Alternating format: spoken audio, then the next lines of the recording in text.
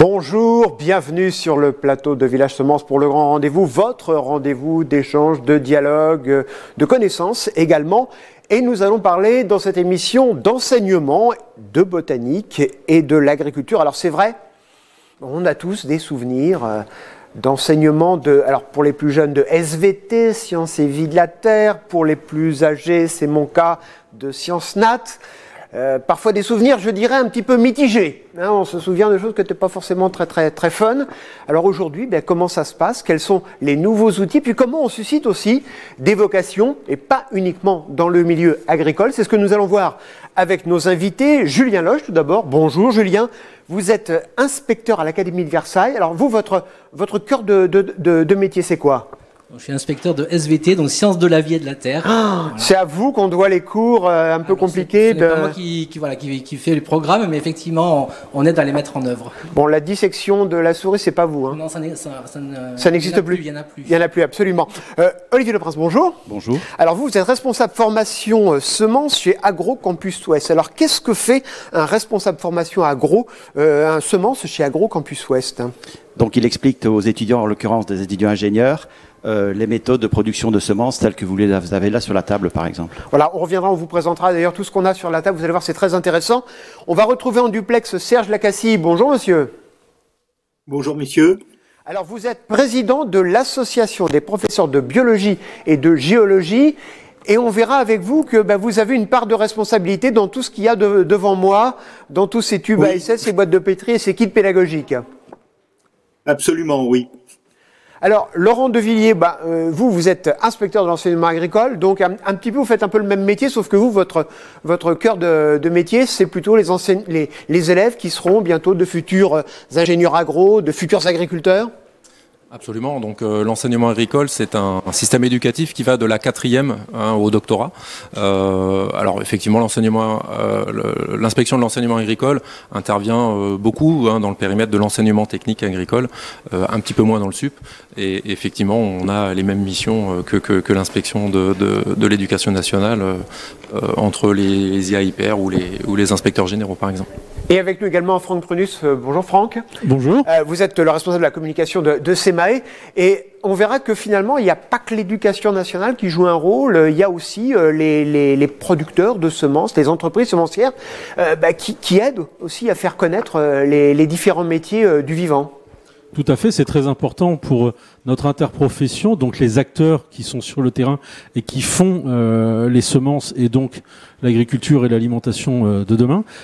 C'est très important pour nous de participer de cette acquisition des connaissances, du savoir et de la valorisation des métiers. Et à ce titre-là, nous y sommes très impliqués depuis maintenant plus de 20 ans. Alors, Julien Loge. Ne croyez pas que je vous en veux, hein, mais c'est vrai qu'on a quand même tous, et d'ailleurs quand on préparait cette émission avec les uns et les autres, oui, on a quand même parfois un peu souffert pendant les cours de Sciences Nat. Comment on fait aujourd'hui pour rendre ces cours, j'allais dire, sympas et surtout un peu sexy? Alors aujourd'hui, effectivement, c'est peut-être différent de ce qu'on a pu connaître nous en tant qu'élèves. Hein. Donc, on travaille beaucoup sur les connaissances et les compétences. Donc de pouvoir réfléchir, d'avoir un esprit critique sur ce qui se passe et aussi donc de rendre peut-être plus accessible cet enseignement au travers de projets éducatifs que l'on va développer. Alors des projets éducatifs, ça peut être quel genre de projet? Alors il y a tous les projets qu'on appelle éducation au développement durable, donc qui sont portés au niveau national. On a une réécriture justement des programmes qui vont de la maternelle jusqu'au collège pour le renforcement de l'éducation à la biodiversité, au changement climatique et au développement durable. Donc ça, ce sont des choses intéressantes comme par exemple l'introduction des trames vertes ou d'espèces invasives qui peuvent être dans nos milieux. Et puis au lycée, on a aussi beaucoup de choses sur le végétal avec des divers projets que l'on peut développer. Alors on le voit par exemple, si on prend l'exemple de la semaine du jardinage à l'école, il y a des choses qui se sont développées notamment ces dernières années à cause des contraintes sanitaires, c'est d'installer des jardins dans les cours d'école. Est-ce que ça fait partie des choses qui existent également dans les collèges et lycées? Alors effectivement, il y a beaucoup de jardins pédagogiques qui ont vu leur croissance augmenter ces dernières années, notamment aussi les coins nature, puisqu'il y a même un BO, donc ce que nous on appelle le BO, donc c'est le bulletin officiel de l'éducation nationale, qui préconise donc la mise en place des coins nature en 2015. Donc c'est quelque chose qui est porté par notre institution. Et puis ça c'est officiel, si c'est dans le BO, c'est clair qu'on ne peut pas transiger. Serge Lacassie, président de l'association des professeurs de biologie et de géologie. Même question, comment on peut rendre ces cours plus attractifs et plus attrayants pour les jeunes générations? Nous, notre ADN, puisqu'on va parler de biologie, c'est essentiellement de faire du travail pratique. Voilà, faire de l'observation, faire de la manipulation. En fait, faire essentiellement travailler les élèves sur des objets concrets, réels. En ce qui concerne de toute façon le végétal, il y a plein de choses à faire et en général les élèves ils sont passionnés parce qu'on peut faire énormément d'observations, énormément de TP et je dirais que c'est en plus un domaine que souvent les élèves n'appréhendent pas bien parce qu'ils connaissent très mal finalement le végétal, à part peut-être les arbres dans leur rue et les pots de fleurs qu'ils ont éventuellement chez eux. La population française est quand même essentiellement urbaine et donc revenir sur des notions autour de ce que c'est qu'un végétal et puis de travailler dessus, c'est des choses essentielles. Voilà. Alors, Olivier Leprince, est-ce que les jeunes qui auront été sensibilisés, par exemple, je sais pas, on va dire au lycée, au collège, ceux que vous allez retrouver après, ça se prépare dès le plus jeune âge, le fait d'avoir une vocation? Oui, puisque nous, au final, on récupère un peu tous les étudiants qui ont été justement pris par la passion du végétal et qui veulent en faire leur métier. Donc c'est-à-dire qu'à la fin du mois, il a fallu produire quelque chose sur le végétal pour qu'on puisse se payer un salaire, parce qu'au final c'est ça. Et donc d'allier la passion à l'économie. Et il y a beaucoup de jeunes, aujourd'hui vous recevez beaucoup, il y a des demandes, des listes d'attente, que sais-je encore? Alors dans le système dans lequel on fonctionne, nous on fonctionne sur recrutement, oui on a beaucoup d'étudiants, principalement d'ailleurs même des étudiants féminines, urbaines aussi, donc qui sont intéressés par les métiers du végétal au sens très large, depuis la plante jusqu'au paysage. Et quand ils viennent chez vous, c'est quoi les débouchés ensuite? Alors, les débouchés, donc on a des débouchés en agronomie, des débouchés dans l'horticulture et dans le paysage. Alors, mais c'est vraiment un champ très vaste parce que ça peut aller justement de la compréhension de l'étude du végétal pour produire des nouvelles variétés, même jusqu'à des aspects marketing, des aspects juridiques qui sont liés à l'entreprise qui travaille sur le végétal. Donc c'est très très très vaste. Monsieur Deville, on le voit et vous devez le constater dans l'enseignement agricole. On voit de plus en plus de citadins, en tout cas de gens qui n'ont plus véritablement ce lien avec la nature et avec la ruralité, et puis aussi beaucoup de jeunes filles. Oui, c'est vrai. Pour l'enseignement agricole, 45% de la population des apprenants, ce sont effectivement des filles. Il y a cette aspiration effectivement pour le végétal et pour la nature en particulier. L'enseignement agricole se situe, en tout cas l'enseignement technique agricole, on va dire qu'il y a deux grands aspects, c'est-à-dire qu'on a pour les 2 tiers, en gros, on fait de la formation professionnelle. CAP, Bac Pro, BTSA, et puis on a aussi des formations beaucoup plus généralistes ou technologiques à travers le bac général ou le bac technologique. On constitue un peu entre les deux, éventuellement dans des parcours. Et donc là, le positionnement, en tous les cas, de l'enseignement agricole dans les sciences naturelles telles que vous l'énonciez. Alors chez nous, ça s'appelle biologie, écologie, c'est une autre finalité, mais on rejoint effectivement les aspirations et les sensibilités que vous avez évoqué, effectivement. Alors, pour sensibiliser les plus jeunes, notamment lycée, collège, au monde du vivant, il y a ce que vous disiez, hein, tout ce qui est estampillé BO et tout ce qui est aussi du ressort du savoir-faire des enseignants. Il y a des enseignants qui font un travail remarquable et qui vous donnent, d'ailleurs, qui vous marquent. C'est vrai, on peut le dire, et c'est vrai d'ailleurs pour les sciences et vie de la Terre, c'est vrai aussi pour les profs d'histoire, de géographie, etc. Mais il n'y a pas que ça, il y a aussi tout ce qu'on a devant nous. Alors Franck, expliquez-moi ce qu'on a devant nous. On a du blé, du maïs, des coffrets, c'est quoi tout ça? Alors, avant d'évoquer ces points, je voudrais juste faire un petit aparté. Je voudrais juste effectivement m'inscrire en faux sur ce que vous avez dit au début et insister sur le dernier point. Oui, ce sont souvent des professeurs maintenant de SVT qui font que des gens comme moi aujourd'hui qui travaillent dans ce secteur-là sont venus à ces métiers-là. Moi, je leur dois beaucoup et vraiment, je tiens à leur rendre hommage à tous les collègues de Monsieur Lacassie, tous ceux qui nous ont donné envie de découvrir la botanique, découvrir la génétique et ensuite, après, plus loin dans mes études, l'agronomie. Ce sont vraiment des métiers de passion. Ce sont des gens qui sont venus là parce qu'ils ont découvert cet intérêt-là dans les enseignements et ensuite qui l'exercent avec passion. Donc ça, c'est vraiment, il faut savoir que dans ce monde-là, on a un monde de passionnés. Les professionnels sont des passionnés du végétal. Voilà. Alors, donc, on l'a bien compris, c'est grâce à un super prof de SVT que vous êtes aujourd'hui. Voilà, Madame Châtelier en 3e. Merci à elle si elle est encore là. Et alors, donc, et puis du coup, vous avez bouclé la boucle, puisque maintenant, avec SEMA et avec Monsieur Lacassie, avec l'association des professeurs de biologie et de géologie, vous avez mis en place ces fameux coffrets. On va en voir un, par exemple. Alors, c'est quoi ces coffrets? Expliquez-moi. Alors le principe est relativement simple. L'idée qui nous est venue, c'est de dire que en plus, et non pas à la place, soyons bien d'accord, mais en plus de ce qui est fait justement par les enseignants et les ministères, nous avons un rôle, nous en tant qu'interprofession, pour accompagner ces savoirs. Et donc nous avons souhaité nous associer avec l'association des professeurs de biologie et géologie pour créer des outils pédagogiques qui sont ensuite mis dans les mains des enseignants pour diffuser ce savoir, mais pour apporter aussi une connaissance. Un prof a une diversité de sujets qui est absolument tellement extraordinaire, et d'ailleurs c'est impressionnant de les maîtriser, qui fait qu'ils ne peuvent pas être aussi spécialistes de tous les sujets que le sont des professionnels qui font ça pendant 30 ans, 40 ans de leur carrière, des chercheurs, des scientifiques. Donc il est important pour nous de fournir quelque chose qui est factuel, scientifique, technique et absolument clair sur le côté pédagogique de l'outil pour permettre à ces enseignants d'avoir des éléments qui sont déjà digérés et faciles à expliquer. Et donc là, l'élément que vous aviez présenté à l'instant est par exemple un kit qui a pour but de répondre... Voilà, on va le remontrer à l'image, voilà, l'histoire de la domestication du blé. Voilà. Donc là, c'est un outil, par exemple, que nous avons donc co-créé avec l'association des professeurs de biologie et géologie pour répondre aux enseignements de SVT de lycée qui intègre cette dimension domestication des plantes. Alors, on a pris l'exemple du blé, mais on en a un autre sur l'exemple du maïs, qui sont quand même deux plantes assez fondamentales dans l'écosystème français agricole, on va dire.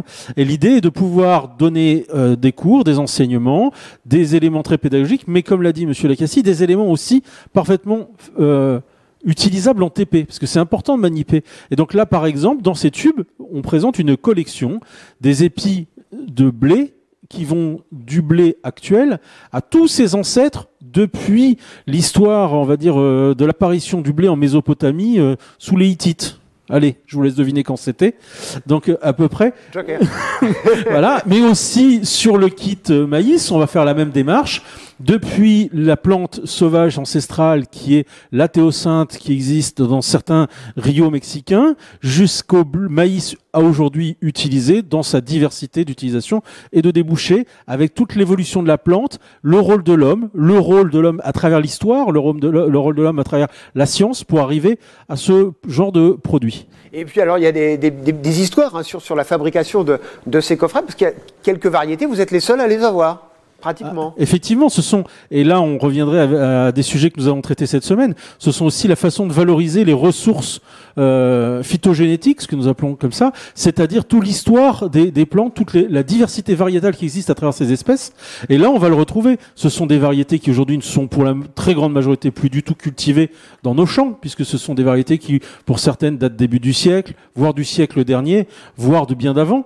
Donc ce sont des plantes qui sont remise en culture à partir de spécimens qui existent dans les collections variétales et que nous avons pu reproduire pour pouvoir les fournir dans les outils de TP qui sont ensuite donnés aux professeurs. Alors, la vie de l'homme de l'art, Julien Loche, c'est quitte, ça a une utilité, une importance? Alors effectivement, en science, on fait beaucoup de manipulations, hein, comme vous avez souligné. Effectivement, cette dimension expérimentale est très importante, et on a besoin aussi d'apports de scientifiques qui peuvent nous aider justement à avoir un contenu strict et rigoureux sur certaines thématiques. Même chose, Olivier Leprince. Oui, là aussi, donc ce sont des exemples qui permettent aux étudiants d'apprendre ce qu'on appelle la démarche scientifique, c'est-à-dire se poser des questions qui sont à la frontière de nos connaissances, faire avancer ces connaissances et comment à partir de ces connaissances on peut, je veux dire, subvenir à une économie ou simplement faire de la recherche et lever des doutes sur certaines questions que la société se pose. Et alors, moi j'ai une question, et là Franck va me lancer un regard noir, j'en suis sûr. Quand on parle de tous ces kits pédagogiques, parfois il y a des polémiques, hein, notamment dans l'éducation nationale. On dit on ne veut pas de tel kit, on ne veut pas de telle chose parce que c'est tel lobby, c'est telle chose. Là, on peut le dire, hein, Franck, vous avez confirmé, vous êtes associé donc à cette association des professeurs de géologie et de biologie, et donc c'est entièrement, il n'y a rien, il n'y a pas de démarche commerciale derrière. Aucune. Le but du jeu, c'est vraiment d'apporter des éléments factuels, scientifiques, et simplement de les digérer, voilà, de les rendre accessibles. Et d'ailleurs, je remercie vraiment la PBG de sa capacité à nous apporter aussi, eux, leurs compétences pédagogiques pour transformer un savoir en un enseignement, ce qui n'est pas du tout la même chose. Nous avons des savoirs, la PBG a une capacité de les transformer en outils d'enseignement, et ensemble, nous faisons un produit qui ne pose aucun autre élément que ce qui est l'état de l'art et du savoir scientifique. Et Julien Loche, pour certains élèves, ça va être la première fois qu'ils vont avoir des tubes à essai, des boîtes de pétri, des choses comme ça dans les mains? La plante domestiquée est plutôt au niveau du terminal, hein, donc effectivement, ils ont déjà manipulé avant. Mais on a aussi l'habitude de travailler avec la PBG, bien sûr, hein, puisqu'il y a beaucoup de kits qui sont produits pour différentes thématiques. Donc c'est vrai que les élèves ont l'habitude de travailler sur ce genre de support. Alors justement, Franck Prunus, il n'y a pas que ces kits pédagogiques qu'on vient de présenter. Vous avez carrément un catalogue qui répond quasiment à toutes les demandes pour tous les niveaux scolaires. Comme vous en doutez, et là je suis entouré de spécialistes de l'enseignement, donc je le dirais très humblement, les enseignements et les niveaux pédagogiques, enfin les niveaux des élèves exigent une pédagogie totalement différente, de rentrer en profondeur de plus en plus dans le détail au fur et à mesure de l'âge des élèves, et donc il est naturel et normal qu'on fournisse des outils qui s'y adaptent. Donc, et vous avez cité tout à l'heure la semaine du jardinage dans les écoles pour les enfants maternels. Je dirais c'est mettre les mains dans la terre et regarder germer un grain de haricot. Mais ça va aussi progressivement jusqu'à l'élève qui peut effectivement être à AgroCampus Ouest en dernière année d'études d'ingénieur et qui va avoir un besoin de connaissances spécifiques sur la maîtrise juridique des droits de propriété intellectuelle sur les semences. Et autant vous dire que ça n'a rien à voir. Donc il y a tout le panel entre les deux et nous accompagnons les acteurs de la pédagogie à travers des outils qui leur sont dédiés. Olivier Leprince, ces outils, vous en utilisez à AgroCampus Ouest? Oui, nous on en utilise. On a des outils très performants puisque les ingénieurs sont les élèves ingénieurs sont en contact de la recherche et donc ils passent du temps dans les laboratoires, donc avec les chercheurs et donc ils sont à la pointe de la connaissance. Donc on a des outils, on collabore avec CMAE pour certains outils pédagogiques, mais on a aussi nos propres outils, mais qui sont un peu plus élaborés. On le voit, Laurent Devilliers, quand on regarde ce catalogue, il y a quelque chose, alors il y a des planches notamment, moi ça me fait vraiment penser aux planches d'Érol qu'on voyait à une certaine époque accrochées au tableau noir dans les écoles, hein. Oui, mais je crois que ce que nous sommes en train de traiter aujourd'hui, c'est ce que l'on appelle de la ressource pédagogique. En réalité, nous on appelait ça les planches d'Érol, aujourd'hui on appelle ça des jardiposters. Oui, mais quoi qu'il arrive, en fait, c'est vrai que l'acte d'enseignement, c'est cette conversion de ressources pédagogiques, hein, ce qu'on appelle, nous, la transposition didactique, en réalité, hein, du métier de l'enseignant. C'est comment on va rendre intelligible et l'accès au savoir à travers ces ressources-là. C'est le métier de l'enseignant, et de le situer dans les niveaux et les attendus en matière de référentiel de diplôme, par exemple. Hein. Mais c'est extrêmement important d'avoir à disposition ces ressources, tout comme c'est extrêmement important aussi que la stratégie pédagogique appartiennent à l'enseignant. Julien Loche, dans le monde de l'agriculture, dans le monde du végétal, il y a parfois des sujets sensibles. Est-ce qu'on peut parler de tout? Est-ce qu'on peut tout expliquer? Ce que je disais tout à l'heure par rapport à l'éducation au développement durable, qui n'est pas une éducation, on n'éduque pas à faire tel ou tel choix, mais on éduque au choix. C'est-à-dire donc, on va présenter un certain nombre de faits scientifiques de ce que l'on sait aujourd'hui au niveau de la recherche, et après à l'élève de se faire son choix, de faire son choix aussi en fonction de ce qu'il est, de ce qu'il peut faire ou de l'environnement qui l'entoure. Voilà, Serge Lacassie, on le comprend bien, hein, les professeurs comme vous, hein, professeurs de biologie, de géologie, vous donnez non pas la bonne parole, mais des clés pour comprendre, des clés, comme le disait Julien Loche, pour se faire sa propre opinion. C'est pas du prêt à digérer, du prêt à penser. Non, notre rôle, c'est d'essayer d'ouvrir, je dirais, l'intelligence de l'élève, hein, qui sera demain un citoyen et qui devra prendre un certain nombre de décisions. Hein. On est dans une période où il y a des choix cruciaux à faire autour de l'environnement, de l'alimentation. Hein. Notre programme a énormément évolué depuis quelques années puisque à une absence pratiquement totale de botanique il y a quelques années, on est revenu dessus, et en particulier on a un thème qui est très important qui s'appelle Nourrir l'humanité, et donc son titre veut bien dire ce qu'il veut dire. L'objectif, c'est d'expliquer aux élèves les grands enjeux alimentaires qui passent évidemment par l'agriculture. Alors, ce qu'on enseigne n'est pas du tout équivalent à ce que enseignent les lycées agricoles. Hein, on n'est pas sur la même logique, mais l'objectif, il est équivalent, c'est-à-dire de faire comprendre à nos jeunes que l'agriculture, c'est un bien commun à tous et que c'est essentiel. Et je reviens sur les kits, hein, que vous avez montrés. Ces kits, quand on a commencé à y réfléchir avec le GNIS à l'époque, avec SEMAE, il y a une partie dans ce Nourrir l'humanité, hein, c'est ce que disait l'inspecteur, en terminale, qui s'appelle de la plante sauvage à la plante domestiquée.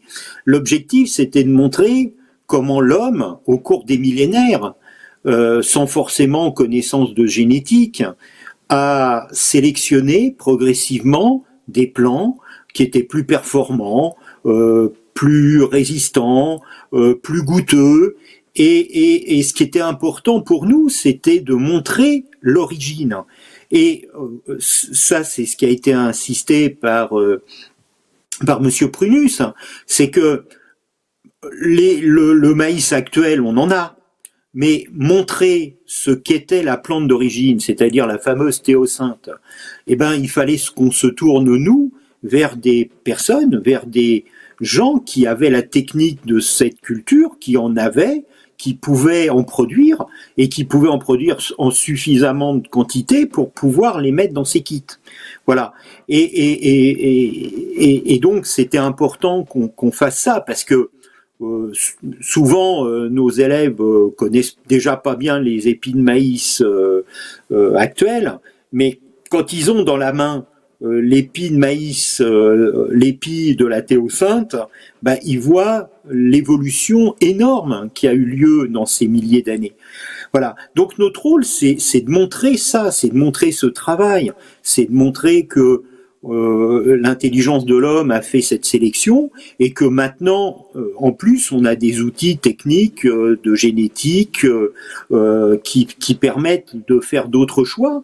Et ça, ces outils techniques de génétique, on leur explique, on leur montre, ils les apprennent. Bon, et l'objectif, c'est ça, c'est qu'ils fassent après leur choix eux-mêmes. Alors vous parliez à un moment des choses qui étaient un peu difficiles, qui étaient des fois un peu compliquées à enseigner. Bon, je pense par exemple au problème des organismes génétiquement modifiés, des OGM. Les techniques de transgénèse, c'est des techniques qui sont utilisées dans le végétal, mais qui sont utilisées dans plein d'autres domaines, en particulier dans la pharmacie. Donc, ces transgénèses, quand on fabrique par exemple de l'insuline humaine à partir avec des bactéries, ça marche très très bien. Les élèves n'ont aucun scrupule à dire que c'est formidable. Quand on commence à manipuler le maïs, par exemple, bon, ils y trouvent des réticences. Mais l'objectif, c'est pas de dire les OGM c'est bien, les OGM c'est pas bien. C'est de leur dire que la technique existe. Et puis qu'après, savoir ce qu'on en fait, c'est notre responsabilité. Et quand je dis notre responsabilité, ça sera de la leur quand ils seront adultes et probablement, pour certains d'entre eux, ceux qui auront suivi les études élevées d'AgroCampus Ouest, par exemple, à des niveaux de décision importants. Voilà. Alors justement, Julien Loche, on peut parler de tout. Là, parce que là, Monsieur Lacassie parlait des OGM. C'est vrai que là, on touche on appuie sur le bouton de la guerre thermonucléaire, quoi, quand on veut lancer un débat sur les OGM. Est-ce qu'on peut, dans les collèges, les lycées, évoquer ce genre de sujet aujourd'hui ? Alors en SVT, le mot OGM est indiqué clairement. Donc voilà, dès le collège, voilà, dans cette réécriture des programmes, donc le mot est clairement indiqué. Donc effectivement, on va parler de tout un tas de sujets. L'important c'est d'en parler, de discuter, voilà, de s'appuyer sur des faits et après, comme je le disais au départ, d'exercer son esprit critique sur tout un tas de sujets. Même chose, Monsieur De Villiers, on en parle aussi dans l'enseignement agricole ou c'est tabou ? Alors non, je crois que, comme le dit le collègue, on forme aussi le citoyen. Je crois que toutes ces questions à la formation, à l'esprit critique, moi ce que j'aimerais dire, c'est qu'aujourd'hui, en fait, il y a eu un petit changement de paradigme dans la relation à la connaissance. En fait, on n'a plus une connaissance pour une connaissance, c'est-à-dire qu'on a vraiment une connaissance pour mettre à bien une réflexion, pour conduire une réflexion, un positionnement. Et ça, c'est fondamental. Tout comme dans l'agronomie, on est passé sur globalement des stratégies analytiques à des stratégies systémiques, élargir la dimension et le champ de la réflexion. C'est véritablement ce qu'il faut comprendre dans les démarches pédagogiques aujourd'hui, quoi. Franck Prunus, dans ces kits pédagogiques, dans tous les documents que vous mettez à disposition des enseignants, quand même beaucoup de réflexion, quoi, beaucoup de moyens de réfléchir, de se projeter et d'essayer de comprendre l'avenir. On est exactement dans la logique qui vient d'être expliquée. On est là pour donner du factuel, on est là pour expliquer des méthodes. Après, aux jeunes, lorsqu'ils grandissent, de devenir citoyen et d'avoir ses propres éléments et sa connaissance scientifique pour pouvoir faire ses choix en toute indépendance. Quand je dis bien indépendance, et j'y tiens à ce mot, parce qu'on est vraiment uniquement sur de l'élément concret, factuel, qui n'a pas pour vocation d'orienter quoi que ce soit. Il est juste là pour s'assurer que les jeunes connaissent les choses. Aujourd'hui, il y a quand même une carence, on le voit. Nous avons fait ce plateau ici, je dirais c'est un palliatif. Habituellement, nous sommes au Salon de l'Agriculture. Donc au Salon de l'Agriculture, nous avons le contact direct avec les jeunes qui passent. Nous voyons des jeunes qui nous demandent très régulièrement si le maïs, ça pousse sur les arbres ou dans quel arbre vivent les fraises. Voilà. Ça me paraît essentiel. Bien sûr, je ne veux pas jeter l'opprobre sur quiconque, c'est pas la faute des enseignants, c'est pas la faute de personne, mais il y a une déconstruction de la connaissance scientifique auprès des jeunes sur lesquels on essaie d'apporter notre petite pierre à l'édifice pour faire en sorte que l'information passe, le savoir scientifique et aussi la logique et la culture scientifique, vous l'avez dit tout à l'heure, c'est apprendre à acquérir un raisonnement scientifique. C'est une démarche, ça s'apprend. Et c'est important que les jeunes l'aient pour pouvoir devenir des citoyens. Il y a beaucoup de travail encore à faire, Monsieur Loche. Oui, mais il y a déjà beaucoup de choses qui sont mises en place, notamment au niveau de projets éducatifs, notamment avec le lien avec la recherche. Donc des projets de sciences participatives comme par exemple l'observatoire des saisons où on regarde dans ce qui se passe au niveau des végétaux au cours des saisons. Vous avez aussi un observatoire des insectes pollinisateurs, donc le lien des insectes et des plantes, et donc avec toutes les problématiques que l'on entend aujourd'hui, comme la disparition des abeilles, l'usage de certains produits que l'on peut utiliser donc en agriculture. Tara aussi, donc Tara Océan, qui produit des données sur le plancton, et donc ils sont aujourd'hui utilisés notamment dans les manuels scolaires. On voit ces données brutes, et donc on comprend aussi comment ces données sont acquises, comment se construit la science, et après comment, on le disait tout à l'heure, comment on va mettre en place un raisonnement, comment ensuite on va finalement être acteur dans sa vie dans quelques années, être sa vie future pour agir sur la société. Franck Prunus. Je voulais juste préciser que se former à la science, découvrir les choses, s'acculturer à la démarche scientifique et particulièrement à notre univers personnellement dont je voudrais parler qui est la semence, ça peut se faire à tout âge. Et je voudrais juste attirer l'attention sur un travail que nous avons fait avec AgroCampus Ouest et Agrinium, qui est un MOOC. Donc on est dans des outils totalement actuels et modernes et très accessibles, qui permet à tout un chacun, et à commencer par les adultes, pour aller mieux comprendre ces éléments-là, de façon là aussi totalement factuelle et très ouverte en termes de prise de parole, pour pouvoir comprendre un peu comment fonctionne cet univers des semences et la production des végétaux qui nous entourent. Alors, une dernière question, il nous reste une trentaine de secondes, Franck, pour être très concret. Imaginons que je sois enseignant et que je vais bientôt avoir la visite de Monsieur Loche qui va venir inspecter mon cours de SVT. Comment je peux trouver tous ces kits pédagogiques, ces planches, etc. Je crois qu'il y a un catalogue déjà. Alors oui, il y a un catalogue, effectivement. Il y a aussi un site web qui, pour l'instant, référence tous ces outils, mais qui référence aussi des supports, même des images, des outils, des schémas, des vidéos, tout ce qui peut servir pour un enseignant à avoir de l'outil pédagogique, qui s'appelle gnis-pédagogie.org, et qui d'ailleurs est très connu dans le monde de l'enseignement, et que j'invite tout un chacun à aller consulter. Eh bien, merci beaucoup, messieurs, d'avoir participé à cette émission. Puis je pense que moi, je vais revoir un peu ma position sur les cours de SVT pour faire plaisir à Franck Prenus. Allez, à très bientôt.